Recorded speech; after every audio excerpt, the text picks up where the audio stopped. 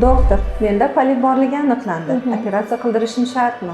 Albatta, avvalambor poliplarni joylashgan joyi, simptomlari bor yo'qligi, o'lchamlari juda ham katta ahamiyatga ega. Agarda sizda 1 cm dan katta poliplar aniqlangan bo'lsa, agarda hayzdan boshqa davrda ham sizda qonli yoki jigarrang ajralmalar kelayotgan bo'lsa, albatta bu polipni olish kerak. Nima uchun? Chunki UZIda har doim ham poliplar aniq tashxis qo'yilib bera olmaydi. Agarda endometriy o'smalari yoki boshqa holatlarda ham poliplar ko'rinishida bo'lishi mumkin. Uni aniq tashxislash uchun faqatgina gastroskopik usulda, ya'ni bachadonning ichiga kameralar orqali kirib ko'rib, aniq tashxis qo'yiladi va bittada olib chiqib ketiladi.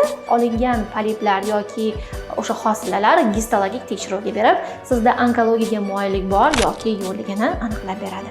Operatsiyadan keyin hech qanday noqulayliklar sezilmaydimi? Siz hech qanaqa og'riqlarni sezmaysiz va operatsiyadan keyin bu kichik jarrohlik amaliyoti hisoblanadi. Bemalol uyingizga ketishingiz mumkin.